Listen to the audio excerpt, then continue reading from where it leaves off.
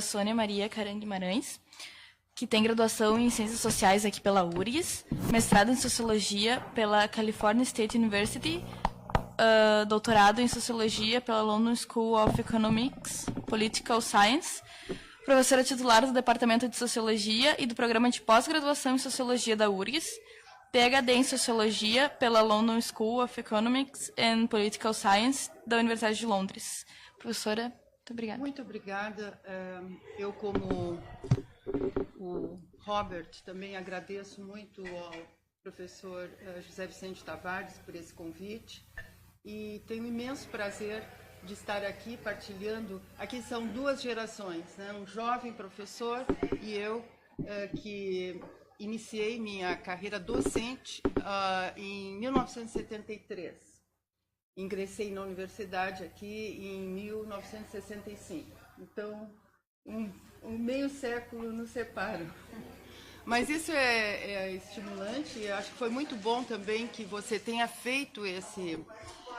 porque eu vou me deter num determinado ponto sem referência às propostas presidenciais, que, aliás, essa iniciativa do ILEA também achei muito importante, porque na televisão não tem esse aspecto de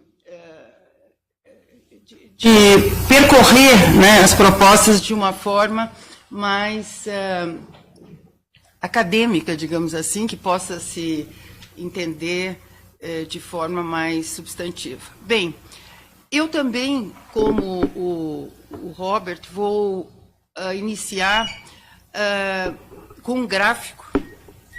E não sei se vocês enxergam bem. E esse gráfico, aliás, eu gostei muito do gráfico que você apresentou, porque eu queria e não consegui, não achei. Eu não sou economista, embora eu venha estudando e até me arrojei a dar aulas, tem alunos aqui de desenvolvimento econômico, mas, de fato, o que eu acho importante é que falta aos estudantes de ciências sociais uma base de economia em termos de estatísticas, de bases numéricas, enfim, de compreender um pouco a dinâmica da economia, porque a economia com bases retóricas, ela pode, quer dizer, ela perde o sentido, né? Então, por isso, eu vou me valer de vários gráficos, e aqui também eu quis mostrar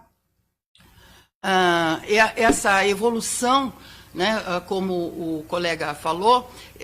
Os meus dados são de 94 a 2016. O Brasil, se tomar a média anual do crescimento do PIB, alcançou uma taxa de 1,2%. Se tomarmos todo o período, no gráfico do Robert, ele mostrava os anos, né, com os diferentes. Mas o que eu quero chamar a atenção é o seguinte, que não adianta ter um 7% lá e depois cai, e depois vai, e depois cai. Quer dizer, o meu problema com o crescimento brasileiro é a sua insustentabilidade. Quer dizer, o país cresceu pouco, um país que tem enormes condições de crescimento, cresceu muito pouco nessas duas últimas décadas, ou até nessas 3 últimas décadas, né? E quando ali tem também a China, mas se nós retirarmos a China da amostra, os emergentes cresceram mais que o dobro do crescimento brasileiro. Foi um valor do PIB, né? Um valor de 3% do PIB ao ano. E o Brasil não só cresceu pouco, como a partir de 2012 ele entrou num estágio de estagnação para a depressão. Então, isso mostra a falência de um modelo, né? Durante o período houve e felizmente conseguimos, durante esse período de 94 a 2015, reduzir a população que vive em extrema pobreza. E aqui também se verifica que esse foi um fenômeno mundial, não foi exclusivo do Brasil. Houve, por exemplo, no caso do Brasil, passou de 16,5 em 94 para 4,3 a população vivendo em extrema pobreza. Nos emergentes, os países emergentes, que são aqueles que são os pares do Brasil, né, a população em pobreza extrema passou de 33 em 97 para 3,4 em 2013. Então, o Brasil tem condições de crescer mais, tem condições de um desenvolvimento sustentado, sustentado, quando eu digo, é que não tenha essas oscilações, né? E eu diria até que a baixa performance econômica do país é, de certa forma, fruto de uma escolha. São escolhas de políticas, né? Bem, deixando o passado de lado, vamos ao presente. O que nos diz o presente? O presente nos diz que nós estamos no meio de uma revolução tecnológica que imporá desafios ao país e que se tornará um agravante se continuarmos pensando e agindo na métrica do passado. Esse é o grande desafio. E, aliás, me parece que eu não vi nenhum dos candidatos presidenciais mencionarem essa questão. A minha exposição vai focar no tema que eu venho pesquisando, que eu venho me dedicando já também 2 décadas, e que não tem sido nem pelos candidatos, nem pelos políticos, né, e também pelos intelectuais. Não vejo essa questão, que trata-se da ruptura tecnológica, que é a chamada 4ª Revolução Industrial, que, como vocês podem ver nesse gráfico, ela é de uma complexidade, de uma velocidade e de uma extensão muito maior que as anteriores, né? Porque a primeira, a revolução atual, ela se trabalha com as tecnologias digitais, se vale das tecnologias digitais, que vocês conhecem, inteligência artificial, os big data, a computação em nuvem, a internet das coisas, a robótica avançada, né? Dentre outros. O importante desses dispositivos é que eles passam a desempenhar funções agora cognitivas, cognitivas não rotineiras, que era considerado uma prerrogativa dos humanos, né?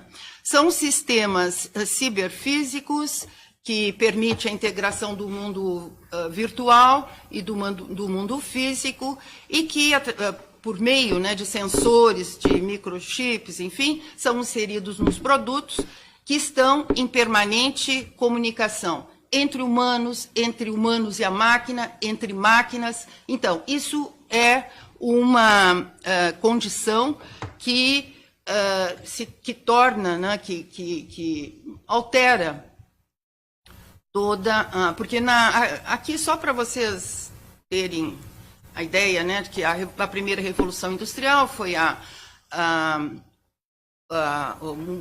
enfim, as máquinas movidas a vapor, na segunda, a linha de montagem movidas a eletricidade, na terceira já tem toda uma eletrônica, o uso da eletrônica e das tecnologias de informação que avançam na automação, e aí, na quarta, vocês veem ali o nível, né, de complexidade, aqui, né, o nível de complexidade, essa revolução é muito maior. Bem, dito isso, é preciso compreender que essa economia digital ela vai ser a fonte predominante de criação de valor. Isso está já definido, não tem como mudar, já estamos no meio dela, e países como o Brasil se encontram numa encruzilhada, porque ou se preparam para enfrentar os desafios da economia digital, ou correm o risco de serem empurrados para uma nova periferia. E, no meu entender, inclusive, eu trago esse tema aqui, no meu entender, mais do que econômico, ou tão importante quanto o aspecto econômico, ele é também um aspecto sociológico, né? Por isso que eu tenho me dedicado e muitos dos meus colaboradores, enfim, têm trabalhado também, têm se preocupado com esse tema. Nós sabemos muito pouco ainda do que se deveria saber para enfrentar esses desafios. Quais as implicações, por exemplo, da economia digital na competitividade das empresas, dos países, no desenvolvimento econômico-social, né? No mercado de trabalho. Sabemos que o mercado de trabalho vai ser totalmente alterado, né? No comércio internacional, no fluxo de capitais e assim por diante. Quer dizer, todas essas mudanças são, no fundo, também questões de ordem sociológica. E inclusive, como implementar as políticas privadas e públicas, né, adequadas e que permitam reduzir a distância entre as economias que estão na fronteira da tecnologia, as que estão mais distantes. Quer dizer, tudo isso tem que ser pensado. Nós não podemos pensar como no século XX, porque as coisas se transformaram. Um dos aspectos importantes da nova economia é a chamada servitização. E eu aqui vou passar. Vocês observem que nos anos 70, vejam que ali em cima tem o valor adicionado, né? No valor adicionado, em 1970, a grande parte do valor adicionado era da manufatura, né? Da fábrica, do produto que saía da fábrica. Em 2017, o maior valor, reduz-se o valor adicionado da manufatura e aumenta o valor da pesquisa e desenvolvimento, do desenho industrial, da marca e do suporte pós-vendas. Portanto, nós estamos falando de uma outra indústria, né? Cientes dessa nova realidade, as principais economias na fronteira tecnológica passam a priorizar os investimentos em ativos intangíveis, esses eles já são hoje os maiores criadores de valor nos produtos que são exportados no mundo. Nós vamos ver também essa. É importante, quer dizer, a nova indústria, ela precisa dos conhecimentos, desses conhecimentos, como se diz, intensivos dos serviços intensivos em conhecimentos que são embutidos nos produtos para poder ter um mínimo de competitividade. Não só no mercado internacional, mas também no mercado local, porque o mercado local quer o que lhes traz, né? Não é à toa que nós todos, até os homeless, utilizam o celular. Bom, então, o novo processo de transformação produtiva leva à formação de um novo tipo de manufatura em que os serviços intensivos em conhecimento fornecem recursos por meio de sensores, enfim, de todos esses elementos da digitalização, e dinamizam o setor industrial, né? E dessa forma eles contribuem, aí sim o setor industrial passa a contribuir para o crescimento do PIB. Portanto, de alguma maneira, a separação que se faz entre serviços e indústria é um pouco obsoleta nos dias de hoje, porque eles estão juntos, né? É uma combinação. E a indústria que não se ajuste, que não se transformar, que não se ajustar a essa nova realidade, ela perderá competitividade. Então, esse fato é muito pouco trabalhado, porque as próprias metodologias, a ideia convencional, né, de definição, os próprios conceitos, e classificação dos setores, eles estão obsoletos, e há uma dificuldade de capturar esse movimento, né? Bom, a OCDE, por exemplo, já estima que os serviços inteligentes corresponderão a 75% do comércio global até 2025. E é possível decompor nos produtos que são altamente competitivos, né, os bens tangíveis e os bens intangíveis. Por exemplo, isso aqui, o bem tangível é que a Apple gosta muito de explorar, o design, coisa e tal, né? Mas o que faz isso aqui funcionar o valor que ele tem para nós é os intangíveis que estão embutidos aqui. e isso vai, a cada ano, né, vão se aprimorando. Hoje, casualmente, nesse momento, está sendo lançado um novo produto da Apple que provavelmente vai, enfim, trazer novidades, enfim. Então, a decomposição desses bens tangíveis e intangíveis permite constatar que a logística, a comercialização de produtos, o suporte pós-venda, enfim, já são determinantes na competitividade industrial e, por exemplo, nos Estados Unidos, eles já correspondem a 70% do valor adicionado industrial. Quer dizer, os produtos industriais, né? Bom, a despeito da importância dessas transformações, a economia digital ainda é pouco considerada, pouco estudada e pouco debatida em países como o nosso.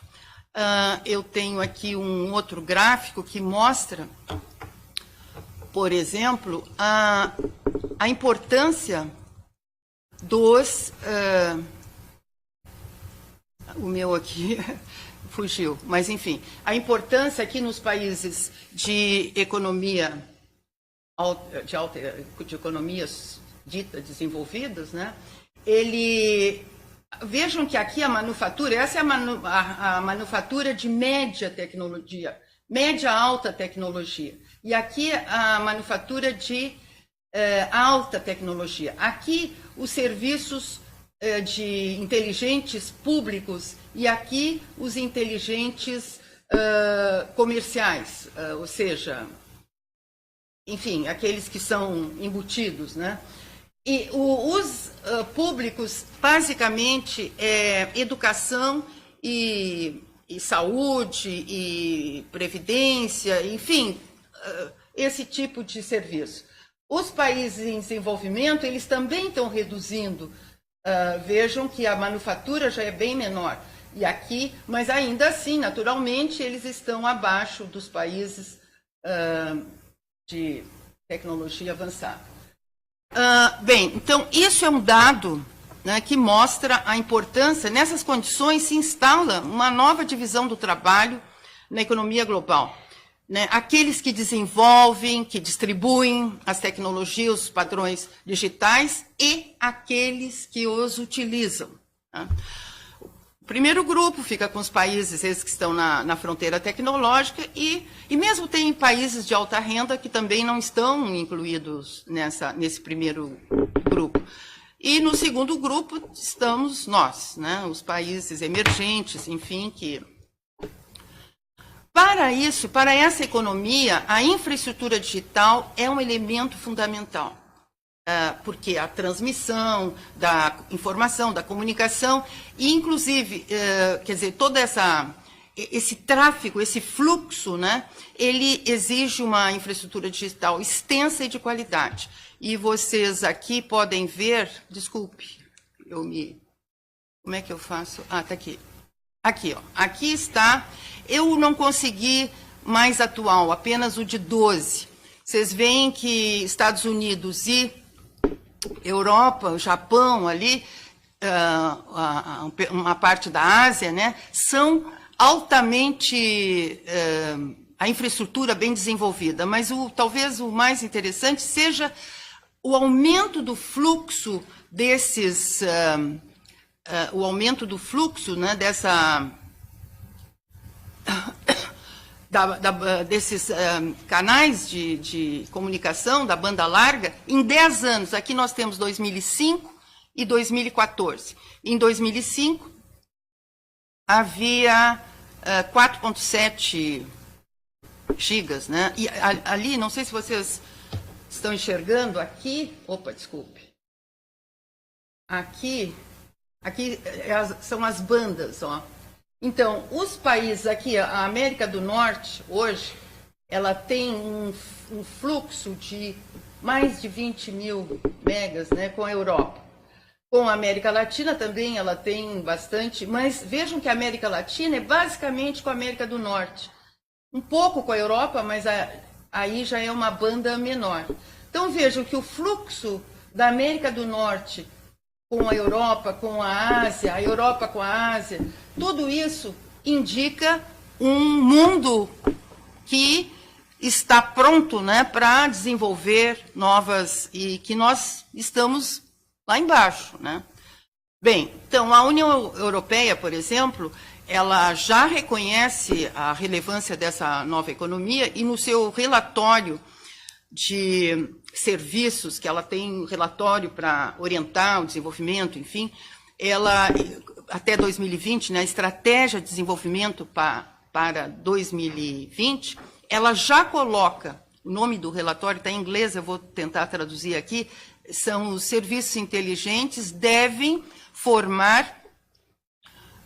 ser o elemento central na estratégia de desenvolvimento da União Europeia até, né, nesse programa de 2020.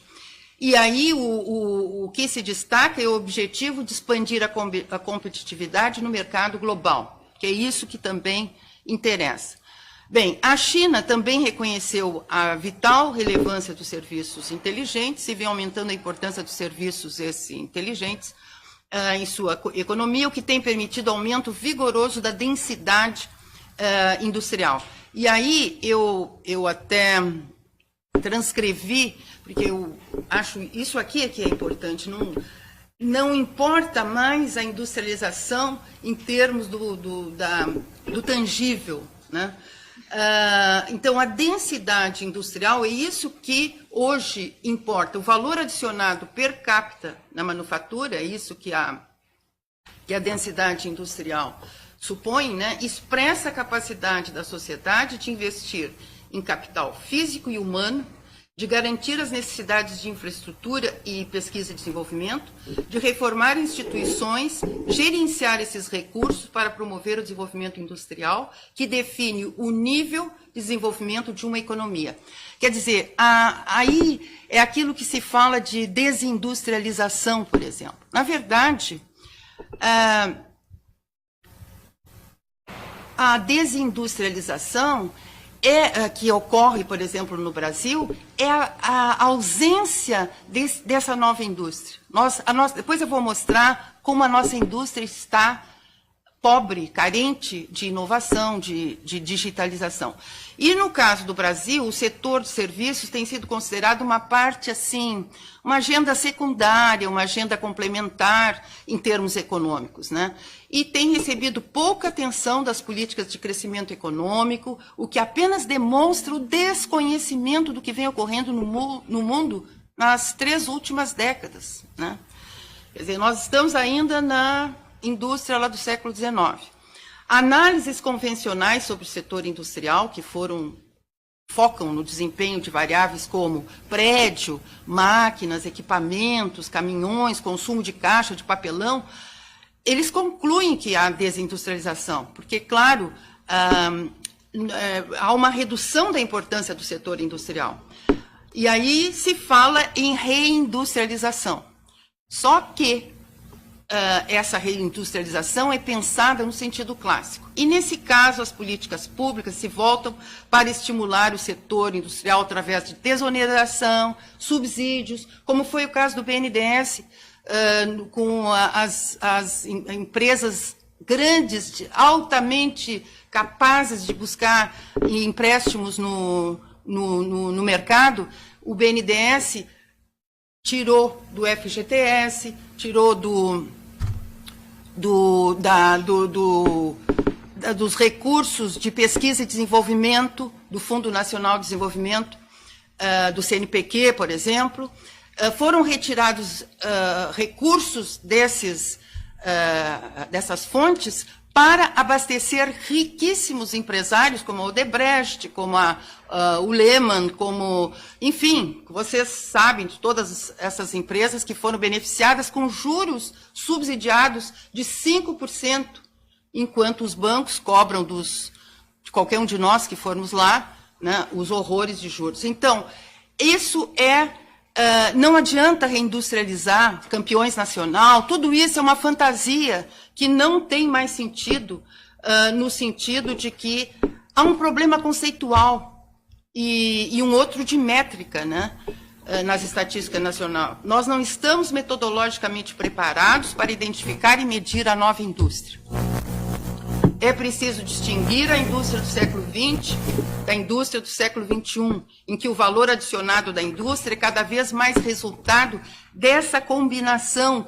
Os produtos têm que ter serviços inteligentes, senão nós vamos querer o Samsung, o Apple, não sei o quê, isso na televisão, não sei o que mais, e na geladeira, e no fogão, e no nosso carro, e tudo tem que ter. Então, não adianta desonerar para desenvolver sem que haja esse upgrade da indústria.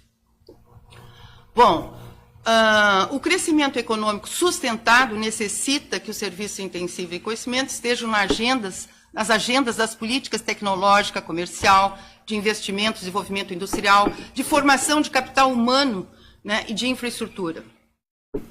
Porque e não adianta também só pensar em redistribuir riqueza, nós temos que criar riqueza.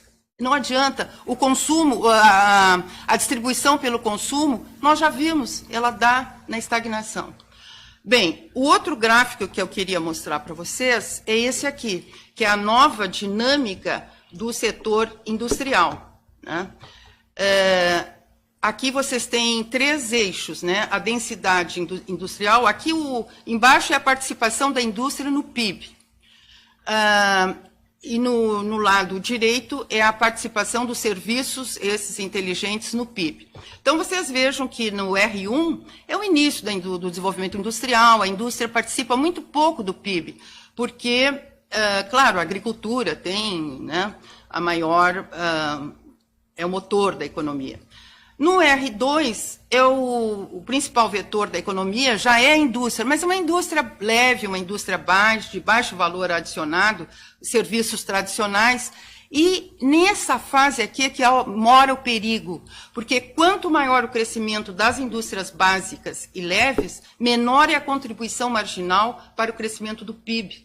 Então, vocês veem que, na medida em que cresce aquele eixo da direita? Da direita, nós vamos chegando, porque no R2,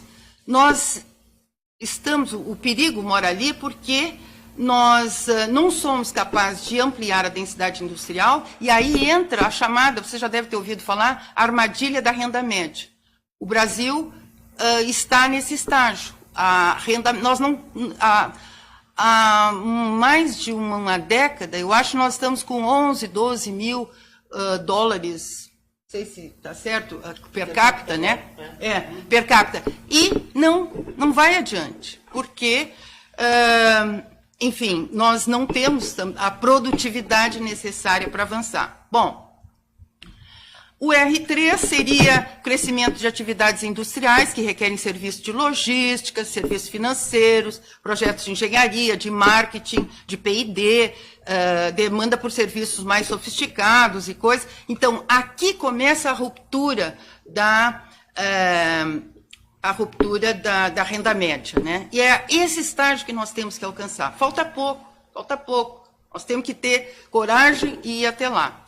Bom, no R4 é a superação da armadilha da renda média, e nesse momento a indústria ainda desempenha função central na economia, mas deixa de ser o principal gerador direto de valor adicionado, porque o valor adicionado é dado pelo serviço, embora a indústria se mantenha um centro, né, de desenvolvimento, de inovação e tudo mais. Bom, o Brasil é o típico caso da renda média, né? Nós precisaríamos, para dobrar a renda média, nós precisaríamos crescer numa média de 3% ao ano, um ritmo, né, superior a 3%, e seriam necessários 23 anos para alcançar o nível de Espanha, Portugal, Grécia. Mas, enfim, eu sou otimista. Bom, como é que fica o Brasil diante desse quadro? Não vamos retirar, quer dizer, vamos passar, porque tem coisas boas também acontecendo. Um dos setores que criaram toda essa reserva cambial que nós temos, que nos deixa numa situação, e que pode mesmo, essa proposta de utilizar 10% das rendas das reservas, nos deixa numa situação confortável, porque nós, por exemplo, estamos longe da situação da Argentina, exatamente por isso. E o que nos trouxe até aqui? Bom, o caso de sucesso é o caso do agronegócio, que envolve produção agrícola, pecuária, indústria alimentícia, insumos defensivos, enfim. O setor tem buscado se adaptar a essas mudanças disruptivas, como as da biotecnologia, das novas tecnologias digitais, e se não o fizer, ele perde a competitividade para produtores de outros países, de outros pares, né? Como ele perdeu, por exemplo, desde a época do açúcar, né? Depois do café, não sei o quê. Então, hoje, eles sabem que eles precisam avançar tecnologicamente.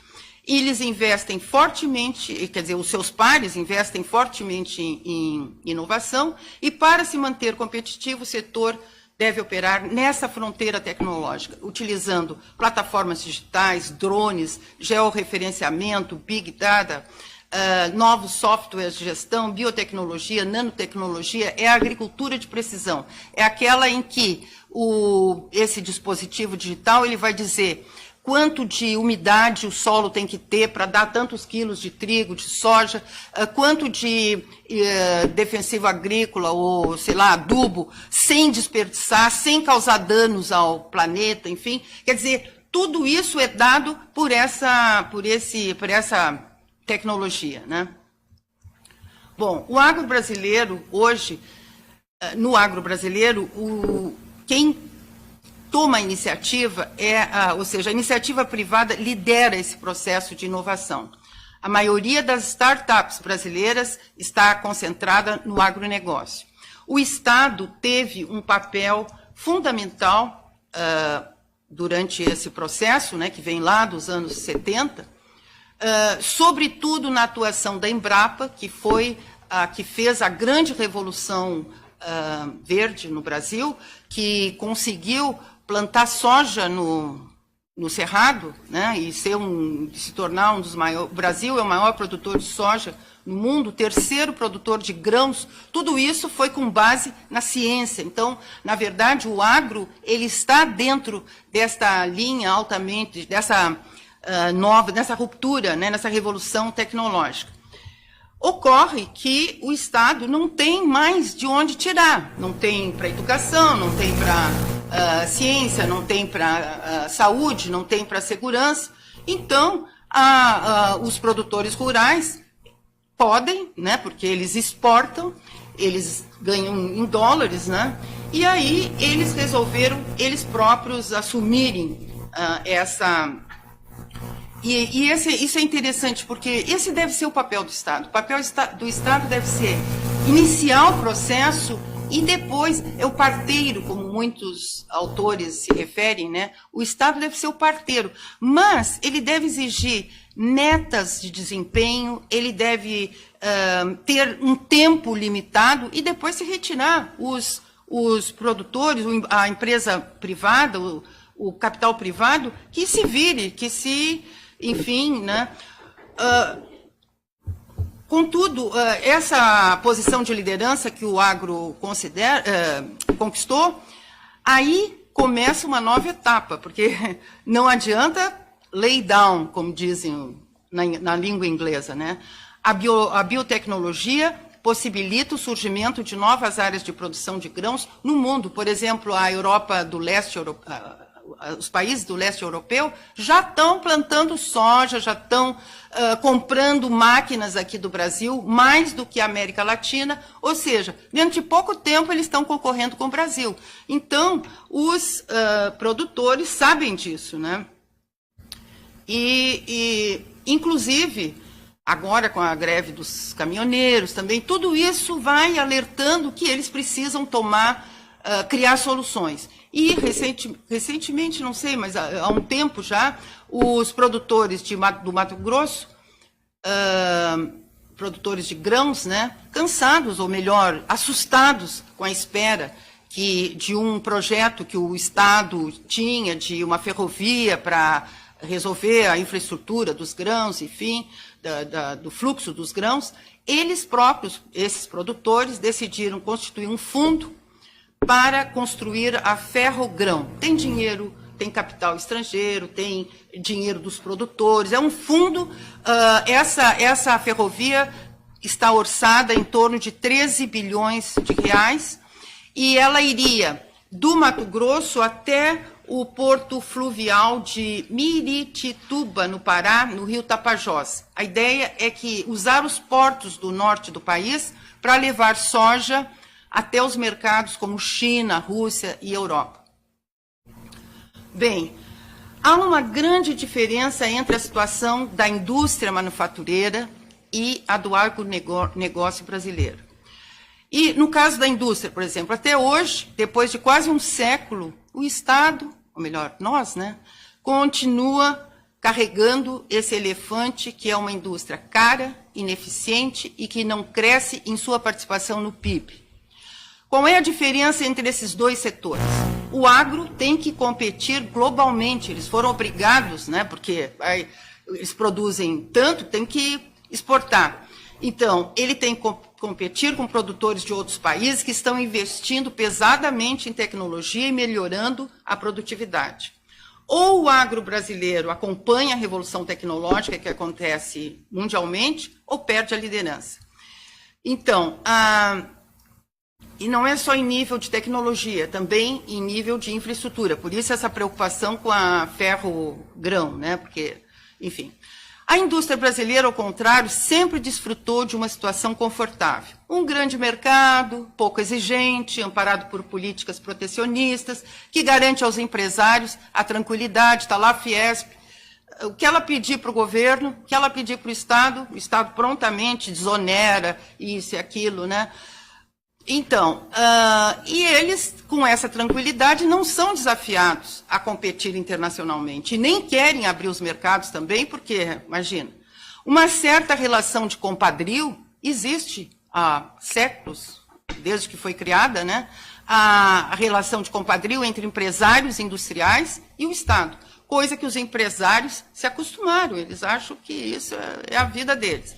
Em consequência, não se sentem motivados a enfrentar as incertezas próprias da atividade inovadora. Inovar não é brincadeira, é se frustrar a cada passo, né? Contudo, nenhum país avança crescimento sustentado ou alcança o crescimento sustentado sem se expor à competição internacional. Qual é o resultado do protecionismo da indústria brasileira? Vejam aqui. Esse ranking da competitividade industrial, esse é o de 17. Esse ranking ele pegou 18 países selecionados, né? Ele é muito bem feito, se vocês tiverem interesse, é só procurar na internet, é do Banco Mundial, e as fontes estão ali embaixo. Bom, o que acontece? São vários critérios, vários tópicos, e que eles examinam várias variáveis, são 56 variáveis ao todo. Então, nós temos o primeiro time, os 6 primeiros que são mais competitivos, depois nós temos os medianos e os menos competitivos, o Brasil só ganha da Argentina. É esse o resultado do tipo de industrialização, e o Brasil se mantém em penúltimo lugar desde a edição do primeiro ranking, em 2012, quando começou a ser divulgado. Mas isso, não só esses rankings internacionais, mas a pesquisa Pintec, que vocês devem conhecer, que é feita aqui no Brasil, a última Pintec, ela investigou 2012 e 2014, 132, e não vou dizer todos os números para vocês não se aborrecerem, mas, enfim, mais de 132 mil empresas inovadoras com 10 ou mais pessoas ocupadas. A taxa geral de inovação, ou seja, as empresas que implementaram produtos ou processos novos ou significativamente aprimorados, foi 1/3. Pouquinho mais de 1/3, 36%. Só que Dessas 36% dessas empresas, 74% indicaram como atividade mais relevante para viabilizar as suas inovações a aquisição de máquinas e equipamentos. Quer dizer, essa é a nossa indústria. Bom, em janeiro de 2016, a CNI, que é a Confederação Nacional da Indústria, investigou uma amostra de 2.225 empresas, grandes, médias e pequenas, de todos os setores da indústria, transformação, extrativa, enfim, e constatou que o uso de tecnologias digitais na indústria brasileira é muito pouco difundido. Do total das empresas investigadas, menos da metade as utiliza, 42% desconhecem a importância das tecnologias para a competitividade da indústria e mais da metade não utilizam qualquer tecnologia digital. Eles apresentaram uma lista, né, de 10 opções e não utilizavam nenhuma dessas. Então, voltando aos serviços. Bom, qual é a conclusão que se tira daqui? Que o protecionismo tende a impedir o desenvolvimento tecnológico de um setor e, em consequência, contribui para dificultar o aumento da competitividade. Voltando aos serviços, o que é que nós temos aqui? Vocês podem observar nesse gráfico que o que é que acontece? O que é que aconteceu? Basicamente, vocês veem que ali de 76 até até meados dos anos 90 e tal, estava ali o balanço de comércio, porque não havia muito fluxo de comércio de serviço. Mas, a partir de um certo ponto, a importação que é isso aqui, a importação desses intangíveis, se tornaram uma necessidade, né? E aí ele vai lá para cima e a exportação é muito menor. E aí nós temos um déficit, um saldo comercial negativo de serviço. E isso tende a crescer. Caiu aqui por causa da recessão, né? Mas é o que eles chamam a boca de jacaré. Quer dizer, importa muito, exporta pouco e o saldo negativo, né, dá essa margem. Então, para concluir, o Brasil está diante de um enorme desafio. Além do desenvolvimento e incorporação das novas tecnologias, é preciso agir com certa rapidez, porque para evitar o aumento da distância entre aqueles que estão tecnologicamente já na fronteira e os que ainda, né, a distância entre esses que estão longe da fronteira. Então, para superar a armadilha do baixo crescimento a que o Brasil está preso desde os anos 80 e para colocar melhor posição na economia global, terá que priorizar o serviço de valor agregado e a diferenciação de produtos. O Brasil deve aumentar e não reduzir a sua participação na economia global para se beneficiar das muitas oportunidades que existem para acessar tecnologia, conhecimento e investimento. Isso é básico. Quer dizer, por que o agronegócio tem esse desenvolvimento todo? Porque ele entrou nesse comércio global, né? Ele pôde aprender, ele pode estar atento ao que os outros fazem, ele se vê motivado, ele está competindo, né? Existem inúmeras oportunidades, inúmeras tecnologias que são deixadas de lado, que nós poderíamos aproveitar e desenvolver aqui, né? Então, existem oportunidades para acessar tecnologia, conhecimento e investimento, porque na medida em que você se aventura lá, você descobre, mas eu posso trazer investimento para a minha empresa e tal, tem gente, porque tem dinheiro sobrando no mundo, eles não sabem onde colocar o dinheiro, eles querem colocar no Brasil, eles só estão esperando a eleição para ver como é que fica a política, né, de investimentos, enfim, a segurança jurídica de que se fala, né? Bom, então, o Brasil deve aumentar e não reduzir a sua participação na economia global para se beneficiar das muitas oportunidades que existem. No entanto, a estratégia para maior integração à economia global só funcionará se for parte de um esquema de desenvolvimento focado no aumento da densidade industrial, aquilo que eu já falei antes. As políticas públicas terão que formular e gerenciar uma agenda de inovação tecnológica e desenvolvimento tecnológico muito mais ambiciosa e sofisticada para alcançar perspectivas favoráveis de crescimento econômico e renda. Nós sabemos, aqueles que estudam, o Bruno, a colega, eles que estudam essa área, eles sabem que houve, durante todos esses, desde o final dos anos 90, houve uma contínua investimento em inovação e tecnologia, mas um pouquinho, algo que não consegue mobilizar, né? A digitalização no Brasil deveria fortalecer também a administração pública, que tem impacto em toda a sociedade, em especial nos negócios. Em 2013, o país era o 41º no ranking do governo digital, segundo a ONU.